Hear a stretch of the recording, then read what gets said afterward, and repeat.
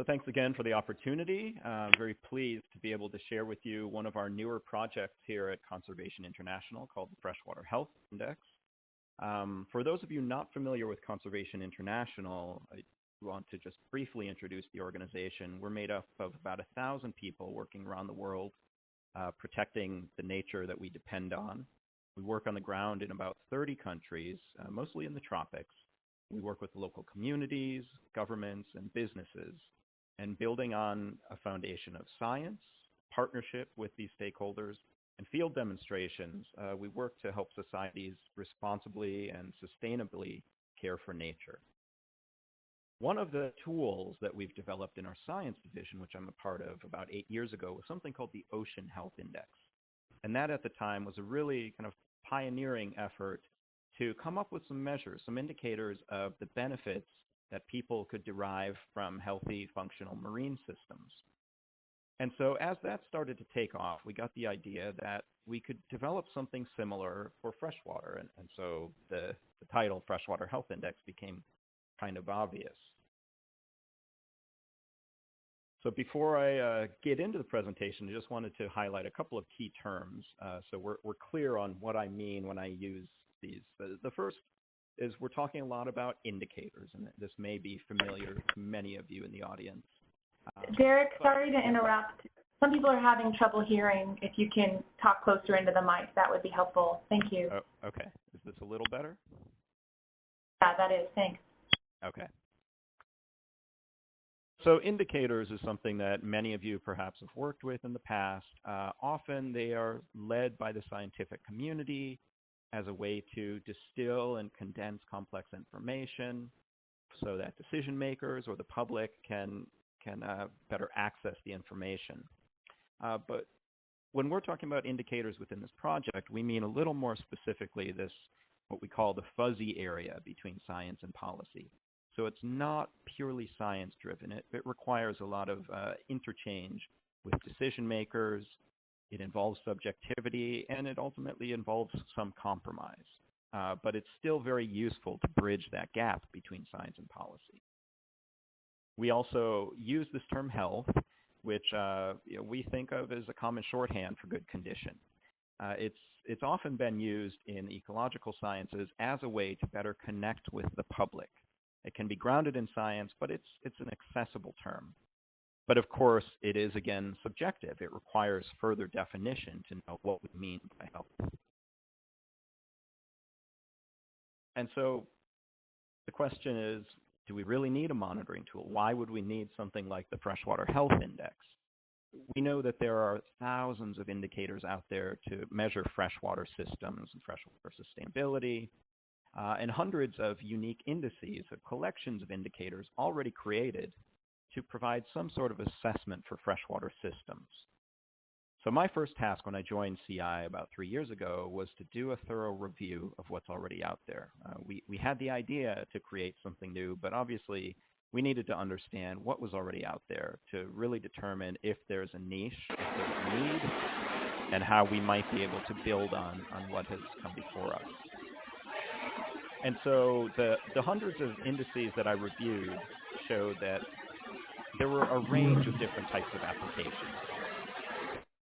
They're not purely driven by ecological assessment, although that was where many of these began in the late 1980s, early 1990s, were different measures of water quality, also sort of the biological and ecological health of streams, and to use those as indicators of sort of the overall functioning and the ability to meet human demand for water services. But since then, there have been efforts to look at water vulnerability, water security.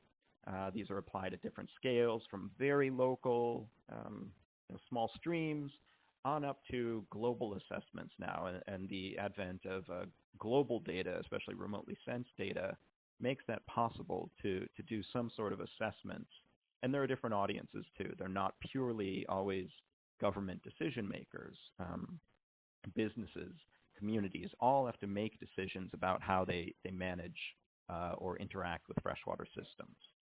But what we found was that of the existing indices, there were no approaches that, in our opinion, did an adequate job of linking the deep understanding of the ecological health and ecological integrity to ecosystem service delivery, or the benefits. And in fact, there's still a lack of indicator systems that really capture ecosystem services quite well, aside from water supply. And moreover, there was a bifurcation that you have groups that really focused on social or socioeconomic indicators related to water, and then there were more of the ecologists who focused much more on the biotic integrity and the underlying ecological health, with less attention to the downstream benefits to humans.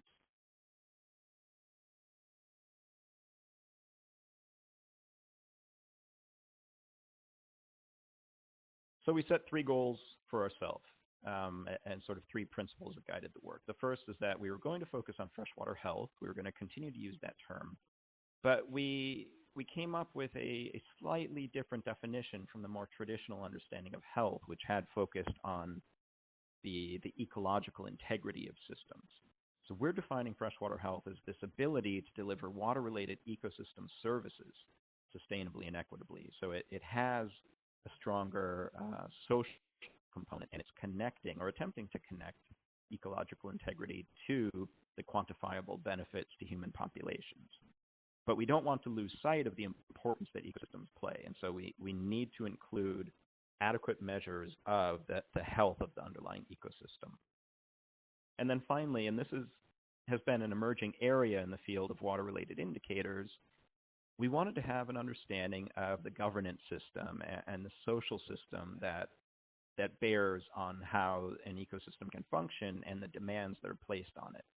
So we had to develop indicators that could help us understand how the governance system was performing and where improvements may be needed. So we formed a science working group. Here I list the 19 scientists who were primarily involved in the early stages of this. They came from all over the world, represent, I think, 14 different disciplines, and we met through a series of workshops. Our major task was to come up with some sort of conceptual framework and a set of indicators, and then guidance on the methods to calculate those indicators. We wanted to have something that we could apply anywhere in the world, but would have flexibility to adapt to local circumstances, local data, but still retain some sort of common framework no matter where it's applied. So we developed this framework, which you see here, and like many frameworks, it has lots of arrows and labels. I'm not going to go into great detail on it. Those of you who may be familiar with Elinor Ostrom's social ecological system framework, that was the basis for this framework that we have developed. What we think is important about this is that it highlights the role that, in this case, the ecosystem, it was a resource system in Ostrom's framework, but the ecosystem plays in delivering services, which are sort of moderated through the quantity, quality, timing, and flow. And also that the stakeholders play a crucial role in influencing the ecosystem and demanding the benefits, but they operate within the constraints of a governance system. And so these items that are inside the ellipse and are colored, those formed the sort of pillars and guided what we wanted to develop indicators around, what we were going to try and measure. So it is a simplification of reality, obviously, but as Elinor Ostrom believed with her framework, these complex systems can be partially decomposed, so we can try and understand the complexity, and we can attempt to measure some things. And so that's what we have been striving for. So again, these colored items in the center here is what drove our selection of indicators. So here you see the total list of indicators that we attempt to measure with the Freshwater Health Index. There are 11 what we call major indicators, which are in bold, and then 30 or so sub-indicators that we measure. Now, depending on data availability, we may not be able to measure each of these. The idea is that through a combination of remotely sensed data, locally monitored data, model data, and in some cases, surveys that we administer, we can come up with a fairly quick assessment. So the intention is not to go out to the field and collect all of these data from scratch. So that requires some judgment calls on what would be appropriate depending where we are attempting to apply it, whether existing data are sufficient or not. But the goal is to be able to carry this out within about 12 months or so and to focus on data that are collected and to make recommendations on how to calculate indicators that may not have data fairly easily available. Now, as you look through this list, you'll see some of these are very commonly measured, especially as you move from left to right. You're going from things that are routinely measured in many parts of the world, have very standard metrics that are applied, robust methods. As we get into ecosystem services, it becomes a little more challenging. And I know there are many people with expertise on ecosystem services assessment in the audience. What we found, though, is it is a little bit more difficult to set these into indicators where you can really say if something is getting better or worse, or to set bounds to say that this is equal to 0, and our upper limit of 100 corresponds to this amount of services. And then as we get into governance and stakeholders, then obviously these become, for the most part, quite subjective. There's still things that we want to have some sort of measure or understanding of, but there are not existing data generally, and not routinely used methods to measure them. But in the end, we want to take all of these and transform them onto this 0 to 100 scale. That just simply makes it easy to interpret, to see which ones are really performing well, which ones require the most attention. And then finally, I'll talk a little bit more about this later on. Our ecosystem vitality and services indicators have been designed so that they can generally be modeled using hydrologic model or other quantitative models, not to predict the future, but to work with decision makers and stakeholders to assess different trajectories the future might take. And so this is not meant to forecast how the indicators will change exactly in the future. It's really meant more to be exploratory and to help decision makers understand some of these interactions between changes to the ecosystem and service delivery. So the 3 goals that we have with the project overall, the first one is we want to use it as a monitoring tool. We want to be able to apply it to assess the status and, over time, the trends of freshwater health at a basin scale. Now, the delineation of the basin depends on the users. We are experimenting now with the different sort of levels where it's appropriate. If you get a small enough sub-basin, then it may not make sense to do all this work to assemble. But also, it has to track with the level at which decisions are made. And so, as I'll describe in a bit, one of our first applications was in the Mekong Basin. The Mekong itself is a huge river. It involves 6 countries. It's very geopolitically complex.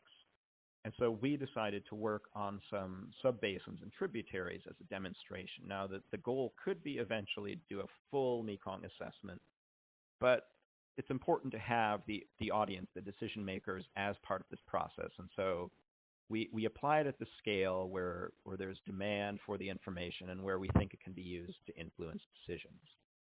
I should also point out that we compare this to going to the doctor for your annual checkup. So it's something we would recommend doing regularly, but it shouldn't take a lot of time. It shouldn't require extensive tests, and it shouldn't be too expensive. So in other words, it's not going to tell you everything about your freshwater system. It's not going to be exhaustive in its detail, but it should flag where specialists are needed, where further tests might be required, or what the unknowns are. So that's the idea. It's not going to be the one-stop shop for every bit of information about a basin. But we think by having this simple and comprehensive overview and working with decision makers, we hope that it can be applied to actually guide management and policies. So in other words, we don't want to only hand over a report card every year that may be useful to inform the public, but isn't necessarily influencing decisions or the trajectory that the basin takes. So we want to make sure that our indicators track with and can actually be embedded in policies. And so we feel that one of the best ways that we can do that is to work with decision makers on evaluating some of these future trade-offs and potential synergies. And of course, coming from Conservation International, our interest has been in helping decision makers understand where ecosystems and ecosystem services can help meet their overall needs, not just demand for water, but all of the different services that healthy ecosystems can provide. But if we're going to claim that this is actually useful, we have to demonstrate it in the field and in the countries and the geographies where we typically work.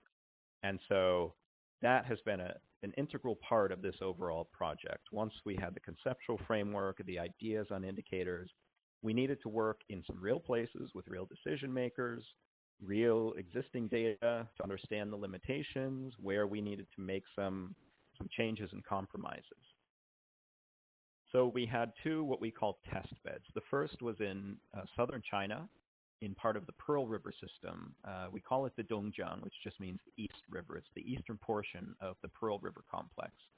But it's actually the main water source for the Pearl River Delta and all of the cities down there. So it's a small river system, but 40 million people are depending on it.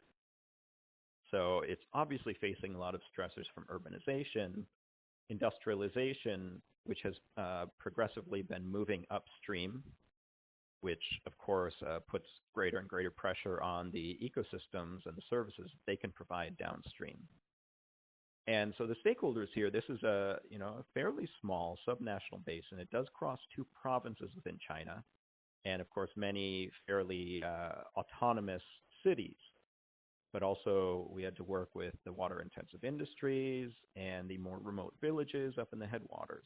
So we needed them to be part of this testing and validation process. The other test bed that we had is in the lower Mekong. We call this the 3S because the three tributary rivers all start with an S. Again, fairly small, but it crosses three different countries, Laos, Vietnam, Cambodia.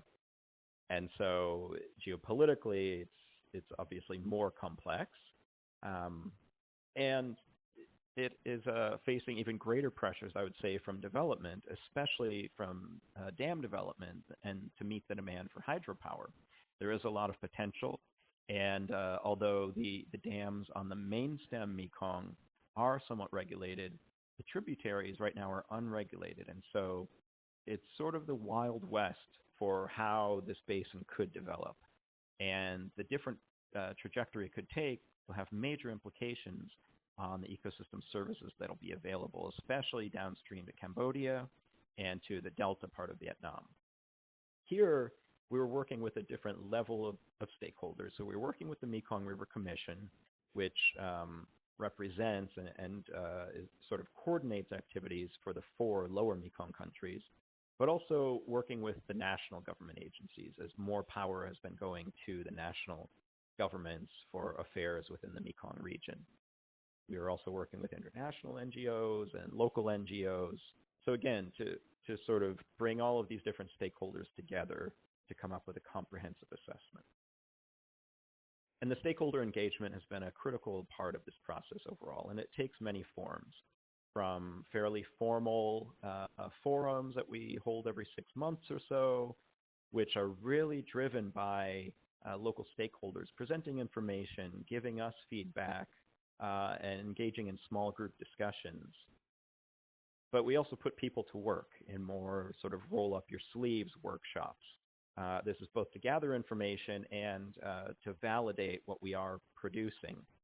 And again, to ensure that what we're producing can be useful to the decision makers coming from the different stakeholder groups.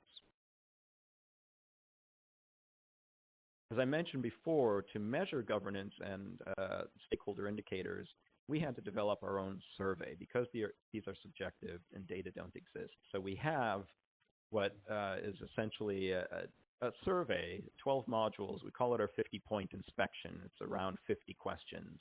that's administered to as many stakeholders as we can identify who are knowledgeable about topics related to water governance in their basins. So we get respondents from across the spectrum of stakeholders, and they use a simple 5-point scale to assess performance. So it is clearly subjective, but it's quite interesting. Just with that range of 1 to 5, you can measure change over time, and you can also get a pretty good idea of what people collectively are concerned about and where there may be differences among stakeholder groups or among communities, depending where they're situated within a basin. So let me get into our results here. And I'm not going to go into detail on the methods, but I'm happy to talk about that and give you more information offline. And you can find our user manual and some of our publications quite easily through our website. But if you have questions, I will definitely leave time to try and answer those about how we came up with some of these results. The first goal with the index is to simplify things to 3 scores that correspond to our 3 pillars. So 1 for ecosystem vitality, or the underlying ecological integrity, 1 for ecosystem services, which is aggregated across provisioning, regulating, and cultural services, and then 1 score for the governance and stakeholders. Now, this is very simple, but there is an audience for this simplified information. And so we want to be able to provide it at this highly sort of aggregated and simplified level.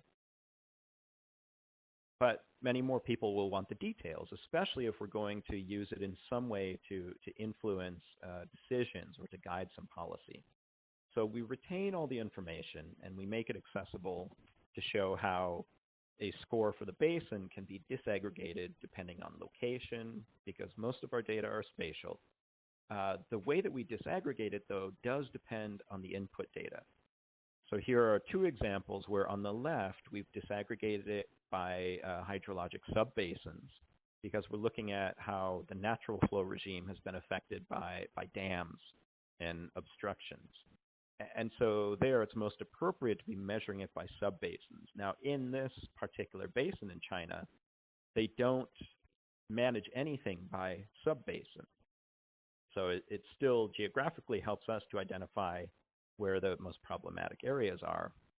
But more often, they were requesting to have the information aggregated to the municipal level so that it tracks with their administrative boundaries.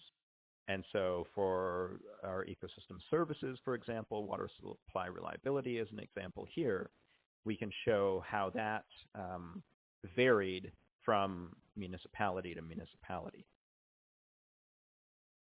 Because this is part of the National Ecosystem Services Partnership webinar series, I thought I should give a little more detail on how we actually calculated ecosystem services here, because it is a slight departure from what many of you might be accustomed to in doing ecosystem service assessments. What we've done, essentially, is we first take our basin and we disaggregate it into spatial units, which again may be by administrative boundary, it may be by subbasin, or if we're using monitoring station data, then we take the different monitoring stations as our spatial units. Then we have to decide on an evaluation period. So ideally, this would be for multiple years so that we aren't too influenced by climate variability in any given year. So 3 to 5 years is generally an ideal evaluation period. But then within that, we'd like to have data available monthly so that we have different instances so that we can measure whether or not demand is being met. So our goal with measuring ecosystem services has been to try and measure whether demand is being met. So often ecosystem service assessments have prioritized measuring supply because it's easier and it can be attributed quite simply to the ecosystems rather than having to try and separate out what a healthy forest is providing vis-a-vis any gray infrastructure downstream. We want to be able to measure, in our case, demand also. And so inevitably that means that we don't have a pure measure of what the ecosystem is providing. It's going to be a combination of what the ecosystems are contributing and what built infrastructure is contributing. But we can isolate the ecosystem's contribution through our scenarios so that we can look at how restoration might improve services, or how ecosystem degradation could affect service delivery in the future. And then to give us some flexibility depending on the data that are available, we have 3 dimensions to how we calculate at least our provisioning and regulating services. So the first question we can ask is how much of this area, so how many of the municipalities or how many of these subbasins are experiencing a gap between their demand and supply. If we have a little bit better data, then we can also look at the frequency. So again, looking at monthly data in any given month, is demand being met or not? And then finally, as long as we have a suitable threshold, we should be able to measure what that gap is between demand and supply. And so our best measures are ones where we can look at how large this gap between demand and supply could be. To give you an example, if we think about sediment regulation or erosion control, and this is something that in China we measured, we had to model it. So we used a soil loss equation erosion model, and we could determine at the sub-basin scale how much soil was being lost annually. And within China, there are already standards, so that becomes our threshold. And this has been part of making it locally relevant and decision relevant, is taking the thresholds as our indicator of demand for ecosystem services. Now granted, their demand has nothing or is not based purely on what the ecosystem provides, but they have a demand for mitigating erosion within South China. So we use that as our threshold, and we could measure, in this case, we had multiple years, and we looked at annually what the modeled erosion could be. So we can identify where there's more erosion than what their threshold is or their goal is, and where there might be less. So that's an example of how that service was measured in China. All of this information then is documented in technical reports that we produce in the local language for decision makers. It's not a massive report. It's 30 or so pages. It's meant to give the baseline scores for these 3 pillars for ecosystem vitality, services, governance, and stakeholders, and all of the indicators and sub-indicators with a brief description of the implications of those scores. We also provide maps where we have the spatial data to help point out where there within a basin are geographic areas of concern, and also to show the variability that just because there's one score for the basin overall, from upstream to downstream, there may be quite a variation in how they're scoring. We provide some interpretation of these scores and limited recommendations on areas for improvement. We're trying to strengthen this, but this really has to come, in our opinion, from decision makers or the technical committee that we assemble on the ground. So it's not meant to be something that Conservation International or any entity outside comes in and provides recommendations on what needs to happen. Our recommendations tend to be more about how to improve data or where to do further assessments to better understand something that was flagged within our health checkup, if you will. We're also experimenting with the best ways to communicate this information. So something that we produce within the reports is like this diagram that you see here. Now this is from the lower MEKONG.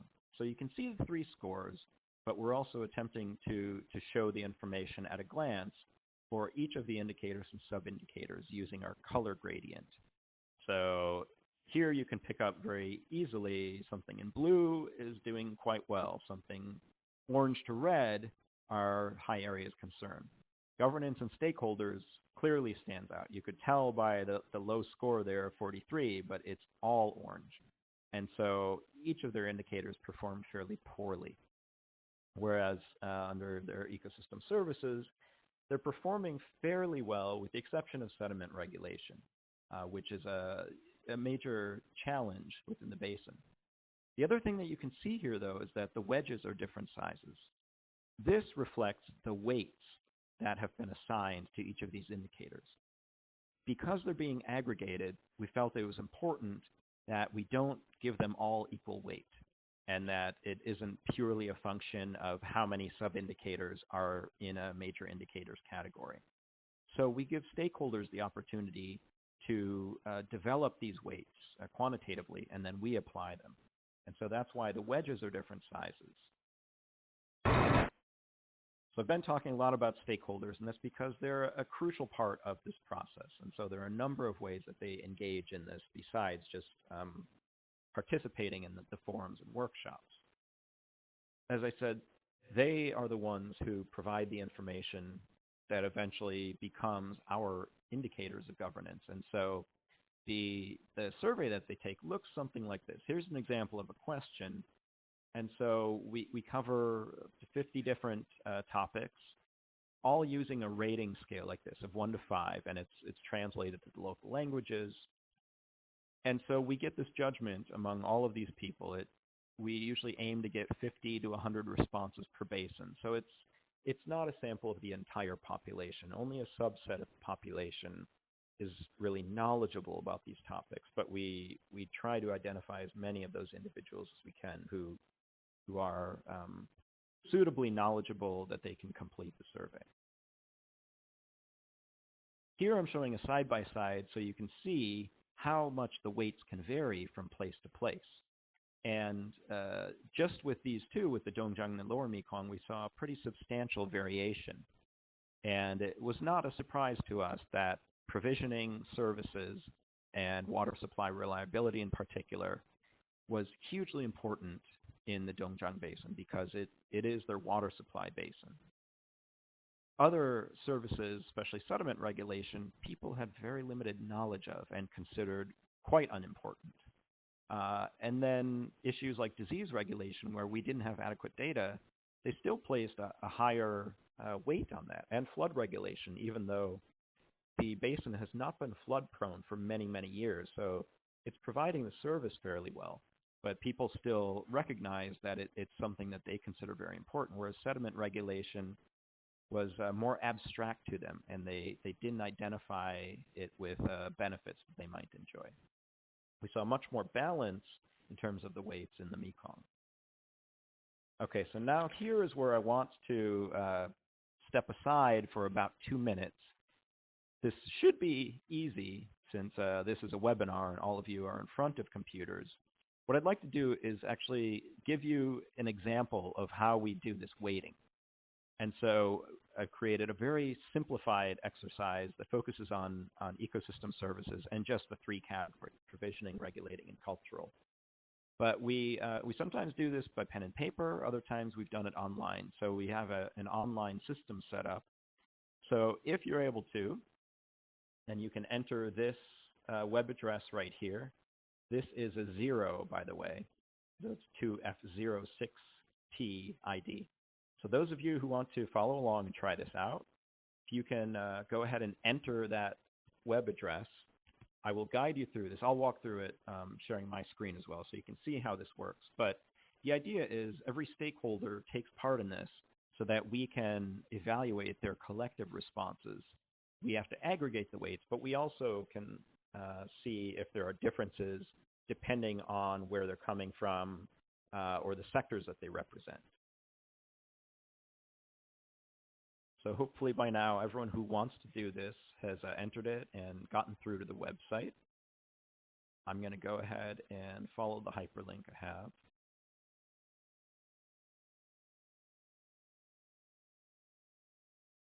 Okay, so those of you who are following along, you should get a screen that looks like this. So there's a session code. We set up a unique session for each basin so that we can enter the weights for that basin. You'll be prompted to enter your name. Mine already comes up because I have an account. You don't have to enter your name if you're doing this. You can put whatever you want. We just need unique identifiers for each respondent. What we do when we apply this is we give them codes so that we can keep track of their location within the basin and their sector. So there's no personal identifier, but we can at least do some post-analysis on to see if there are differences depending on their sector or their location within the basin. So you can enter whatever you want here under your name. You would have to check input. Click that to make sure it's a unique identifier. And you can click Go. So then you see something like this. We're using the analytic hierarchy process, which may be familiar to some of you. It's a fairly simple but standard way to do pairwise comparisons. And from that, you can quantitatively derive weights. So those become the weights that we use when we aggregate our indicators. So we've set up a simple pairwise comparison here. What you'll need to do is you're going to click on this little box outlined in red.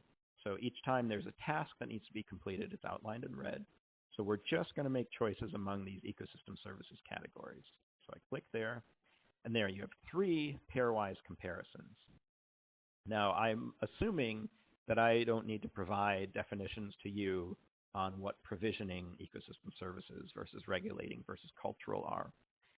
As we're working in the field, we have to spend a lot of time on this, actually, and many of you have probably had a similar experience that, especially when you get to subnational and less technical audiences, ecosystem services is not clearly understood. It may not be sort of mainstreamed within decision-making processes, and so through our workshops, we spend a fair amount of time explaining what these are, providing definitions before we get into this weighting exercise. But all you need to do here is first you make your choice between A and B, and we have all the possible combinations of these 3 categories. And then you just have to weight the strength of your preference for one over the other. If you don't have a preference, you can leave it as a 1, that's equal. So I'm going to fill this out quickly. I'm going to say that I think provisioning services are more important than regulating. Feel even more strongly when comparing them to cultural services. And then a weak preference for regulating over cultural. Now the next thing you need to do is check your consistency. As you can imagine, especially when you have a longer list of things you're comparing, it's quite possible and probable that you'll have some inconsistencies in your choices. It often has to do with how strong you're weighting your preferences. So this has an internal calculator. What we aim for is a consistency ratio, or CR, that's less than 10%. So if you're inconsistent, you'll get a prompt to try and change some of your answers, but you don't have to. So once you've checked consistency, you submit your priorities. And then you instantly see what your weights would be, your individualized weights. So you can see I prefer provisioning services to regulating services by almost 3 to 1 and almost 6 to 1 when compared to cultural. This is going to vary by individual. There is no correct answer to this. So it's simply an interesting exercise to understand where different stakeholders are coming from, and if we can identify some trends based on the jurisdiction that they're a part of or the sector that they represent. So we'll wrap that up. You click on Save Judgments, and then you actually will be able to view your group results. I'm going to switch back over to the presentation now. Those of you that followed along, thanks. At the end of this, I will go and I'll show you our group results just so you understand how we put those all together. But I'm going to exit for now. And I will wrap this up so we have some time for questions. So as we progress in our test beds and we start applying this in more places, we're focusing more and more on the scenarios, which are more complex because it requires much more hydrologic modeling and other types of models. And also it requires work to construct scenarios that reflect the interests and the concerns of stakeholders. So one of our first examples I'm showing here is how we used scenarios to illustrate the impact of dam development within the 3S systems in the lower Mekong.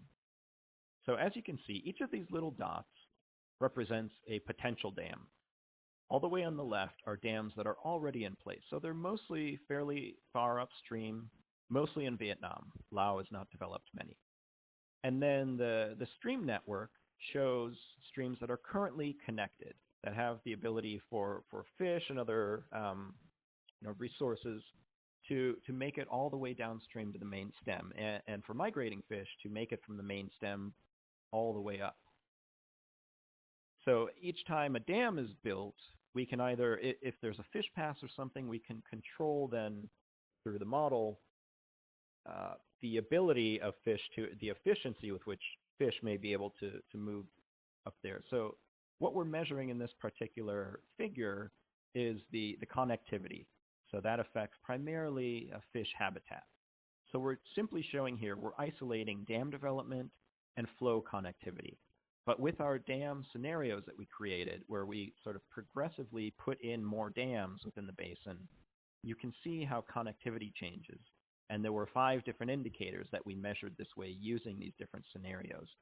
So we could see by the colored scores here, you see how the overall basin score declines.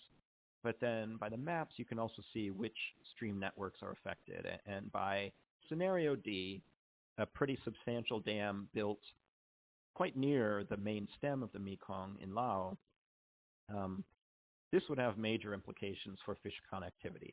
So something we've been discussing, and we just published a paper on, would be opportunities to keep the STAKEHOLDER, the northernmost tributary, free-flowing. And that may require some sort of offsets or compensation if more dams get developed in the other 2 tributaries, but one is kept open for the benefit of the fisheries. So this is something, this becomes quite political, obviously, but we're using the tool to at least have those conversations and to explore the scenarios. So although it's only a few years old, and really we've only had proof of concept for the past several months in these basins, we are seeing some uptake now in the places where we've done the assessment. Oh, I'm sorry. So we provided the first comprehensive assessments in both of these basins. And so that alone has been of interest to the different stakeholders. And also, in both cases, there's not a strong existing river basin organization. So there haven't been reasons for all of these stakeholders to convene. And so by going through this process, we've given a reason that they found useful for them to convene 2 times a year to go through the workshops and to discuss results. We've helped identify, or at least raise the profile of some data and monitoring gaps.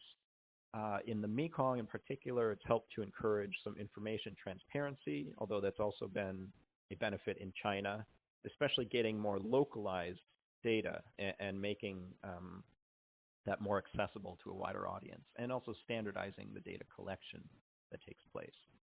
Now, as we develop more of these scenarios, we're getting suggestions on climate change scenarios that would be of interest to stakeholders in the basin. So we're working on downscaling those. In China, we're looking at some policies that they have in mind for water rights trading, and also what they refer to as equal compensation, but is essentially a payment for ecosystem services scheme within the basin. And our goal is to be able to equip other entities to apply this independently. And so our first partner who's been applying this independently is the China ASEAN Center, which does work throughout the Mekong region. But so they've been doing complementary assessments in the headwaters of the Mekong River. And so we're working with them to replicate this in other subbasins in the Mekong. We've recently begun work in Latin America because just because we have a proof of concept in one part of the world doesn't mean that it's going to readily apply everywhere else. And so we know that we need to apply it in more varying climatic and hydrologic contexts, look at different ecosystem types, and also work at different scales. So we are now applying it in Bogota, you see on the left, focusing on the paramos, or the montane wetlands and grasslands there that are really important to their municipal water supply. We're working in Rio in the Guandu Basin, which is the major water supplier for metropolitan Rio de Janeiro. And then in the Alto Mayo Basin in Peru, which is in the Andean part of the Amazon headwaters. And so a lot of the focus there has been on forests. But of course, what happens with the forest has a large bearing on the water resources. And so this has been a great opportunity for us to link ecosystem services even more directly with, and changes to the ecosystem, I should say, with the water-related services people are depending on. And so we have partners in this effort listed down below. Everywhere we apply this, it's been a partnership requiring a lot of expertise, help from local universities, and of course, local governments, regional, national governments as well. So finally, to conclude, we've entered what we call phase 2, which the shorthand is it's our global assessment, but the goal is not to produce a top-down global assessment of freshwater health. It's really to expand through applications in more geographies. And ideally, those can be done independently, whether it's through academic entities who take up the user manual and figure out how to work with existing data, or if there are requests from river basin organizations or other stakeholders who want to try and test it out as a monitoring tool.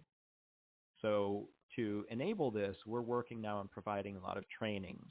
First and foremost are technical trainings so that people are capable of applying the methods themselves and also understand it well enough that they can make the necessary adjustments to adapt it to their context. We also now are working on building a decision support platform and expanding the access and the use of global data sets. Local data are always going to be better, but they're not available everywhere, especially in the early going.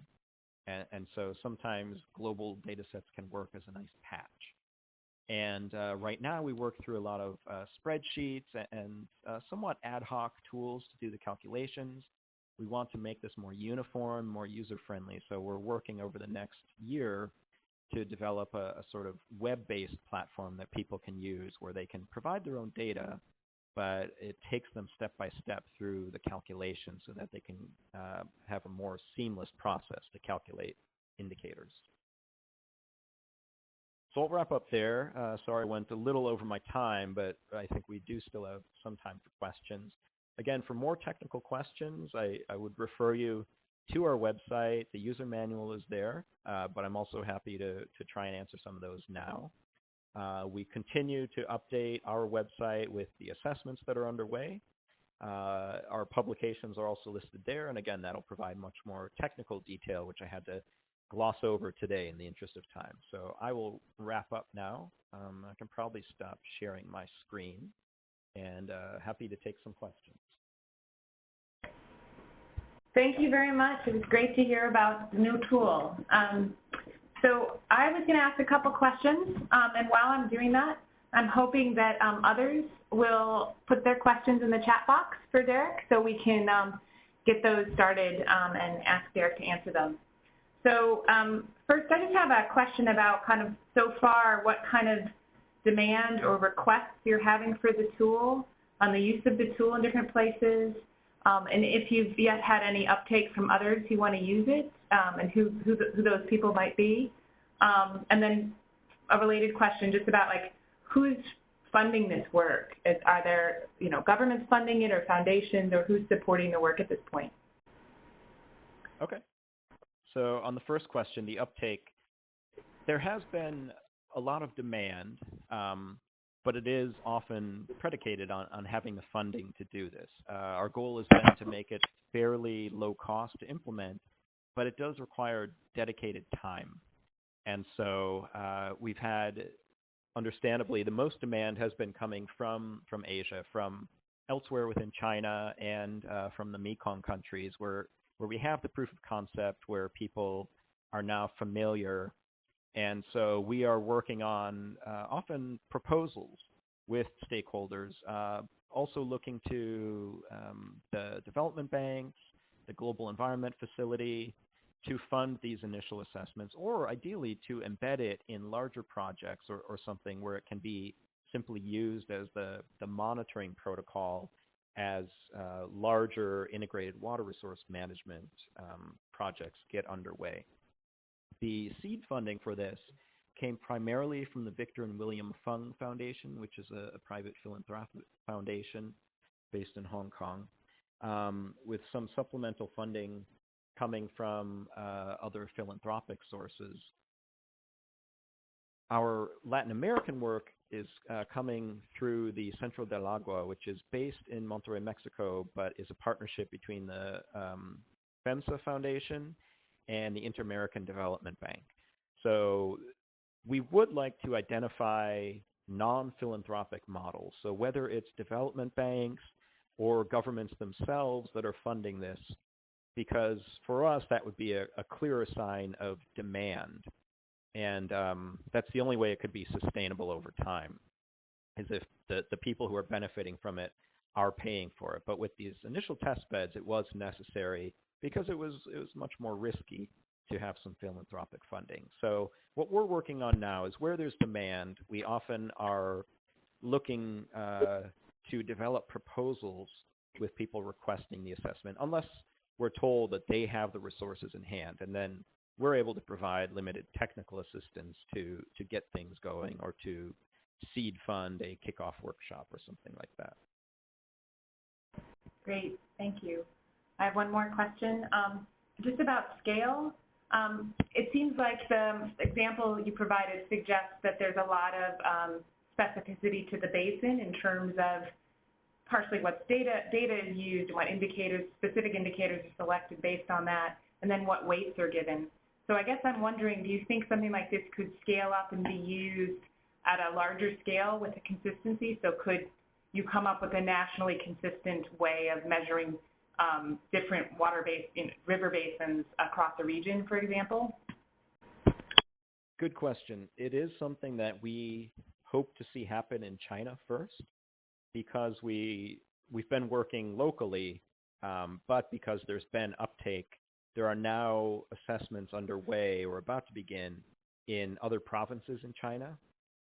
And if they keep it still kind of regional in how they do it, then there will be some variation in exactly how they elicit the weights, exactly how the methods are applied. We're not necessarily looking to standardize it completely, but if it's something that at a national level China says would be useful, and they want to have the sort of regional and local assessments of their basins, but in a standardized way, then hopefully the trick is finding the right agency that mandates that. It would likely be the Ministry of Water Resources, but of course, when you're dealing with water, many different agencies become involved. And so we haven't yet figured out exactly how this would be structured. With the Ocean Health Index, that was a little easier, and China was the first to kind of nationalize it, to produce regional assessments, but using a national standardized framework, because it was just the State Oceanic Administration who had to take all the decisions. It's a bit more complex when dealing with freshwater, but that is a goal, and it is conceivable. It requires someone who mandates it, I think, at a national scale. We, as an organization, don't have an interest in kind of imposing strict standardization of this, because you sacrifice some of its flexibility and its utility at the local scales. Great, thank you. So I'm going to read some of the questions from the chat.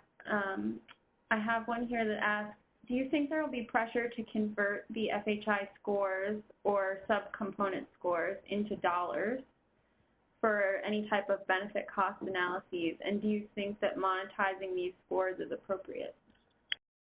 Very good question. We haven't faced what I would call pressure yet. There have been requests and expressions of interest. And of course, our response has been, well, it is possible to do that for some of these. And methods exist to do it. But we deliberately have not done that, partly because that's a different way to evaluate trade-offs. And you lose some information. You have to make more assumptions when you're doing that. So my own position, as long as I'm directing this initiative, I would like to try and keep us out of that, and to maybe provide some suggestions and really help decision makers evaluate whether or not that is the right approach for them to take to guide their decisions. I understand that they face certain constraints, especially when they're looking at infrastructure questions. But I would like to keep our indicators separate from that. So there are a whole number of follow-ons that you could do. So going back to the analogy of visiting the doctor, getting into monetary assessments would be something that you'd have some more specialists work on. It's going to require further effort. And if that's what they want to do as their next step, that's okay. But I don't see it ever becoming integral to the FHI and how it's applied. Great, thank you. I have another question here that asks, what would be an example of a result where you would recommend more expert review or further diagnosis, to continue the doctor analogy, and how would you go about doing that? So the easy one is biodiversity, because what we find, and this would be different, I think, if we were applying this in streams in North America or somewhere in Europe. But where we work in tropical developing countries, freshwater biodiversity data are sparse. And so we often have to resort to coarse global data sets like the IUCN Red List. And, they're outdated. It's really hard to validate them at a more local scale. Even if they're spatial, we can't say with certainty that, something that has been observed in a larger part of a region has also been observed in the basin we're looking at. So that's become a pretty standard recommendation, that if this is something that stakeholders want to be keeping track of, our method incorporates local data. So it's set up to be able to use both Red List data and local monitoring data. We provide recommendations, and we have a lot of experience doing even rapid assessments. So that's been a pretty standard recommendation we've applied.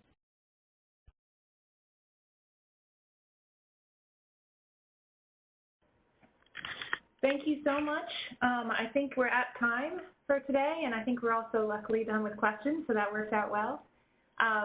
Thank you so much for participating in the webinar today. It was great to hear this, and there will be the slides and recording will be posted on our website with all our next webinars. So please share that with others if there's folks that missed it and would like to hear this. Thanks so much. Thank you. And I shared my screen again just to show you the results from this group. So we had about 30 people who made it through this, and you can see, so provisioning services still came out on top, not as strong as my personal preferences. Regulating came in second, cultural third, and then we can see that there's a group consensus that we measure, and it's quite low. So that means there's a lot of divergence of opinion, which is not unusual, and this is what we deal with in the field as well. So thanks a lot for participating in that, and hope you found it interesting. Great. Thanks a lot, Derek.